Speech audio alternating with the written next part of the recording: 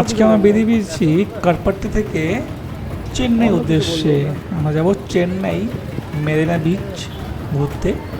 তো তার জন্য ট্রেনে আমরা যাত্রা করব। বাসেও যেতে পারে, ভেলোর থেকে বাসও অ্যাভেলেবেল অনেক। এখান থেকে মাত্র 1.5 ঘন্টা চেন্নাই। তো আমরা ট্রেনের টিকিট আগে থেকে কেটে রেখেছিলাম, কিন্তু দুঃখের বিষয় যখন স্টেশনে আসলাম তখন দেখি আমাদের ট্রেন 3 ঘন্টা লেট। তাই দেরি না করে একটা ট্রেন অলরেডি প্ল্যাটফর্মে দাঁড়িয়েছিল যেটা চেন্নাই পথে যাচ্ছিল। তো আমরা সেই ট্রেনে উঠে গেলাম লোকাল টিকিট কেটে। সিট আমাদের রিজার্ভেশন ছিল না, তার জন্য টিটি কিন্তু আমাদেরকে অনেক বেশি হ্যারাসমেন্টই করেছে। আমরা বলা সত্ত্বেও যে আমাদেরকে একটা সিটের ব্যবস্থা করে দেওয়া হোক, আমরা পেমেন্ট করতে রাজি ছিলাম, তা সত্ত্বেও কিন্তু এখানকার টিটি কোনো কথাই না শুনে আমাদেরকে সিটের ব্যবস্থা করে দেয়নি। তো অনেক কষ্ট করেই ম্যানেজ করে আমরা অবশেষে চেন্নাই পৌঁছালাম। তবে জার্নিটা খুব একটা মন্দ হয়নি, খুব ফান ফুর্তির সঙ্গেই ফুল এনার্জির সঙ্গে আমরা চেন্নাই পৌঁছে গেছিলাম সকাল 10টার মধ্যে। চেন্নাই সেন্ট্রালে এর আগেও আমি কয়েকবার এসেছি এবং এই নিয়ে আমার 3rd টাইম ভিজিট চেন্নাই এবং চেন্নাই সি বিচ। তবে ফ্যামিলি নিয়ে এই প্রথম। তো চেন্নাই সেন্ট্রাল স্টেশনটা যথেষ্ট বড় এবং সমস্ত রুটের ট্রেন এই স্টেশনে অ্যাভেলেবেল। এখানে বসার ভালো সুব্যবস্থা আছে এবং স্টেশনটি বেশ ভালোই পরিষ্কার পরিচ্ছন্ন দেখা। আসলে সমস্ত চেন্নাই শহরটাই কিন্তু এরকমই পরিষ্কার পরিচ্ছন্ন। তো আমরা চলে এলাম স্টেশনের বাইরে, যেখানে প্রচুর পরিমাণে অটো পাওয়া যাবে। আর এখান থেকে অটো বুক করে ডাইরেক্টলি পৌঁছে যেতে পারবা চেন্নাই বিচের সামনে।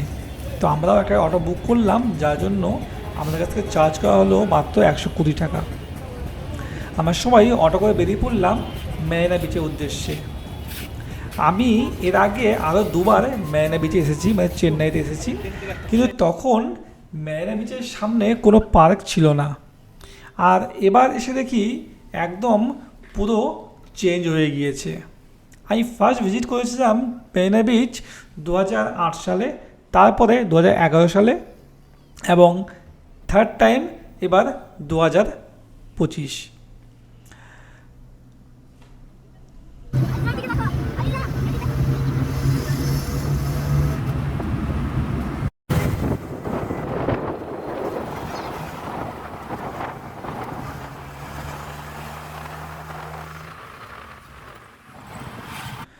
তো অটোওয়ালা আমাদেরকে পৌঁছে দিল মেরিনা বিচের সামনের এই মিউজিয়ামটিতে। এগুলি নিউ কনস্ট্রাক্টেড। এখানে বসার জন্য খুব ভালো ব্যবস্থা করা আছে, মানে এই যে ডোমগুলি আছে, এই ডোমগুলির নিচে বসে বিশ্রাম করতে পারবে এবং এত সুন্দরভাবে সাজানো আর এত সুন্দর মেনটেন, কোনো নোংরা আবর্জনা কিচ্ছু নেই, সব কিছু অল টাইম মানে ওয়ার্কারগুলো পরিষ্কার করতেই আছে। তো এখানে অনেকক্ষণ ধরে আমরা এনজয় করলাম, অনেকক্ষণ ঘোরাঘুরি হলো। এরপরে আমরা মিউজিয়াম ভিতরে গেলাম, মিউজিয়াম দেখা হলো।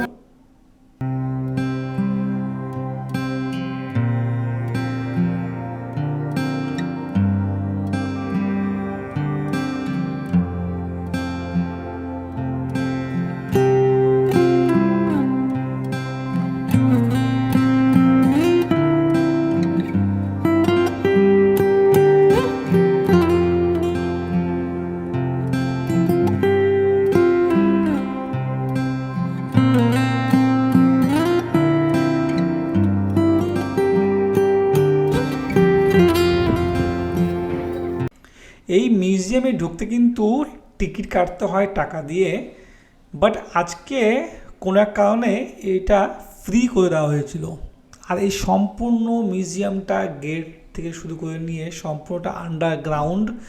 আর আন্ডারগ্রাউন্ড থাকার জন্য এই সমস্ত মিউজিয়ামটাকে ফুল এয়ার কন্ডিশন করে দেওয়া হয়েছিল।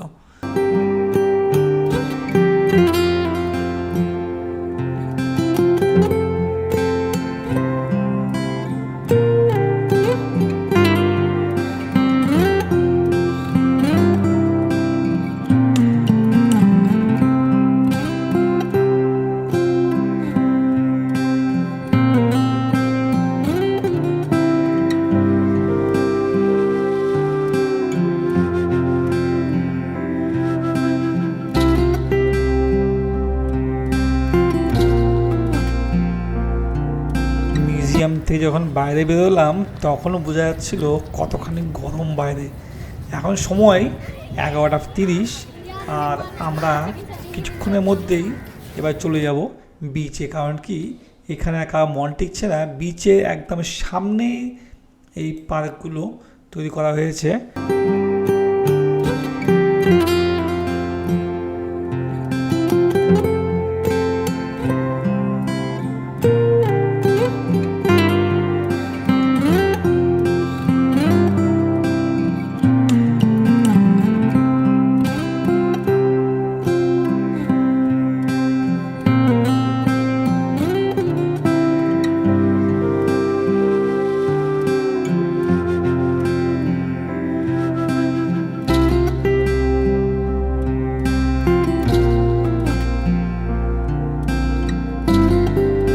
অবশেষে মিউজিয়াম থেকে এবার বেরোনো গেল এবং আমরা চললাম বিচের উদ্দেশ্যে। কারণ সবাই এক্সাইটমেন্টটা ওখানে আটকে আছে।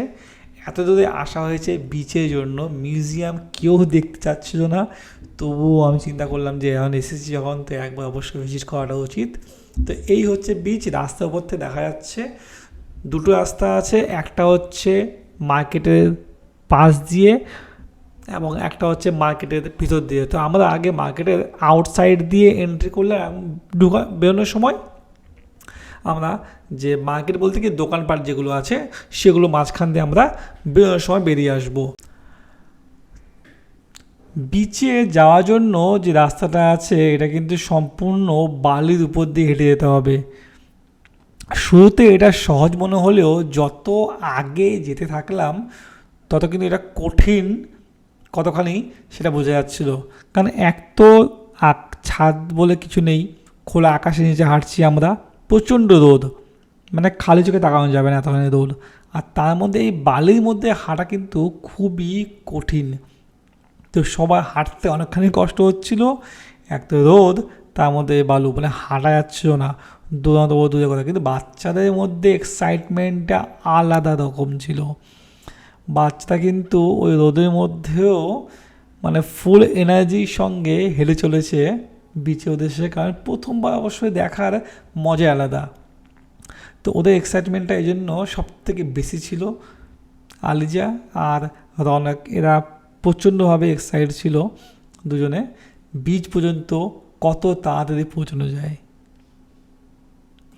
অবশেষে আর পারা গেল না, এবার একটু বিশ্রাম না হলো আর কিছু কোল্ড ড্রিঙ্কস জল কিছু আমরা খেয়ে আবার থেকে নিজেকে ফুল এনার্জেটিক করে ফেললাম। কারণ এবার তো আসল খেলা, এবার খেলা হবে এই গরমে জলের মধ্যে, মানে মজাই আলাদা। যদি বিচের মধ্যে না গিয়ে থাকো অবশ্যই একবার ভিজিট করবা। যে কোনো বিচ, চেন্নাই বিচ বলে কথা নেই, যেখানে বিচ থাকে না কেন সমুদ্রের জলে স্নান করার মজা আলাদা। তবে অবশ্যই সানস্ক্রিনটা ইউজ করতে ভুলবেন না, কারণ এখানে কিন্তু লবণাক্ততার জন্য স্কিন কয়েক ঘন্টার মধ্যেই পুরো ট্যান পড়ে যায়।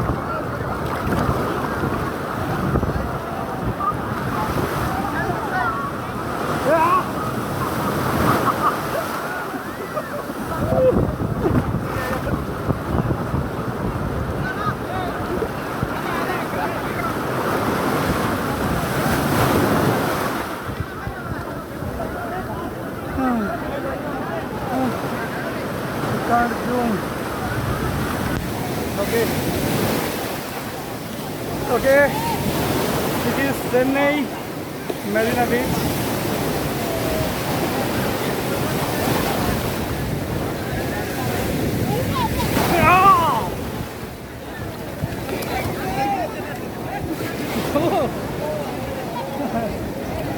बहुत सकते हैं, बहुत से सावधान।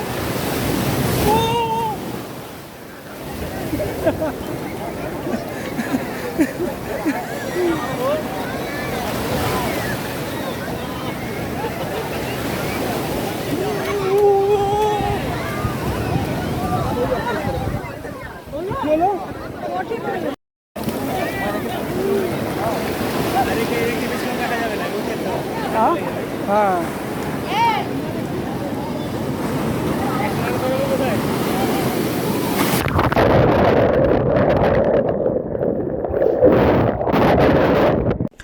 মোবাইল ফোনটি এবং ট্রাইপডটি আমি সঙ্গে সঙ্গে খুঁজে পেয়েছিলাম জলের মধ্যে, যদিও এটা সহজে খুঁজে পাওয়া যায় না। তো আপনারা যদি মোবাইল ফোন ইউজ করেন সমুদ্রে গিয়ে ছবি তোলার জন্য, তাহলে খুবই সাবধান, যেহেতু সমুদ্রের লবণ জল মোবাইল ফোনে যাওয়ার পরে মোবাইল ফোনের সার্কিট বোর্ডটিকে পুরোপুরি ড্যামেজ করে দিয়েছিল। এই কাইটা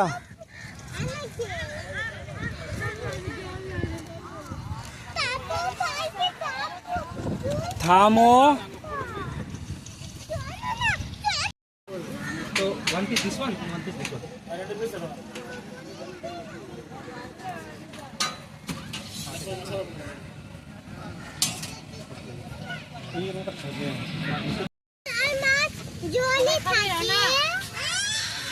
এই যে এগুলো মাছ থাকে।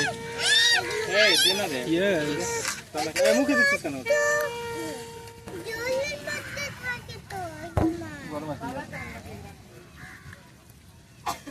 কেমন হইল?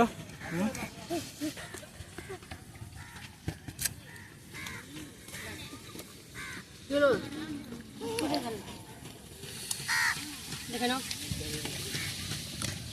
নাও কেমন হলো ক্র্যাবস? নাও